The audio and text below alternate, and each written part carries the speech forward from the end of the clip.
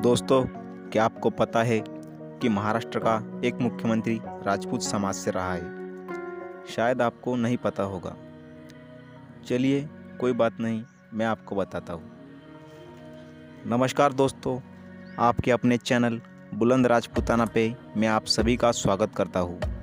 आज हम महाराष्ट्र मुख्यमंत्री के बारे में, जो कि राजपूत समाज से थे, उनके बारे में बात करेंगे। तो चलिए, ज़्यादा देर न करते हुए वीडियो को शुरू करते हैं। उससे पहले अगर आपने मेरे चैनल को सब्सक्राइब नहीं किया है तो सब्सक्राइब ज़रूर कर लीजिए और बेल आइकॉन को भी प्रेस कर दीजिए, जिससे हम आपके लिए नई नई वीडियो लाते रहेंगे और उसकी नोटिफिकेशन आपके पास सबसे पहले पहुंचे। वैसे तो महाराष्ट्र में राजपूतों की आबादी ज़्यादा नहीं है, लेकिन उतनी कम भी नहीं है। महाराष्ट्र के अनेक मुख्यमंत्री हुए हैं जो कि अलग अलग समाज से हुए हैं और उनमें से ही एकमात्र मुख्यमंत्री राजपूत समाज से भी हुआ है।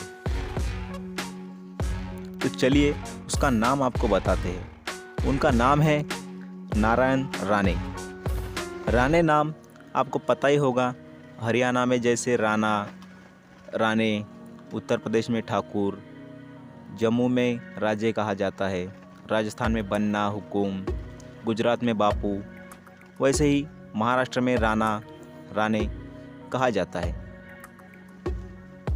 राणे जी जो कि शिवसेना की तरफ से मुख्यमंत्री हुए थे। नारायण राणे जी का जन्म 10 अप्रैल 1952 को हुआ था। वो 1 फरवरी 1999 से लेकर 17 अक्टूबर 1999 तक महाराष्ट्र के मुख्यमंत्री रहे। उनके 2 बेटे हैं जिनका नाम नीतेश राणे और नीलेश राणे है। नीतेश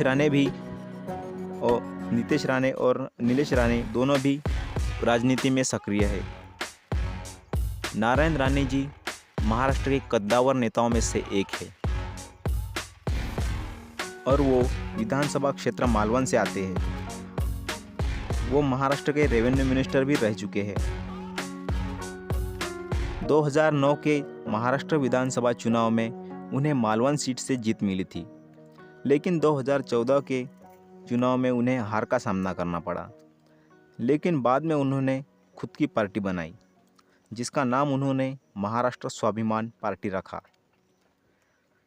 लेकिन कुछ ही दिनों बाद उन्होंने अपनी पार्टी का विलय बीजेपी में कर दिया। अभी वर्तमान में वो बीजेपी के तौर पर केंद्रीय मंत्री बने हैं और महाराष्ट्र में राणे जी का अहम योगदान रहा है। आपको पता नहीं होगा शायद कि महाराणा प्रताप म्यूजियम को भी राणे जी ने महाराष्ट्र में बनवाया है। मुझे नहीं लगता कि उदयपुर म्यूजियम के बाद ऐसा म्यूजियम कहीं हो सकता है। यह म्यूजियम महाराष्ट्र के कोकण प्रांत के सिंधुदुर्ग जिले के वैभववाड़ी तहसील में है, जबकि उत्तर प्रदेश, मध्य प्रदेश, हिमाचल, राजस्थान जैसे राजपूत बाहुल्य राज्यों में राजपूतों की आबादी ज़्यादा है। खैर, नारायण राणे जी का प्रमुख योगदान इस म्यूजियम के लिए रहा है। म्यूजियम के लिए उनके बेटे नीतेश राणे जी की भी महत्वपूर्ण भूमिका रही है।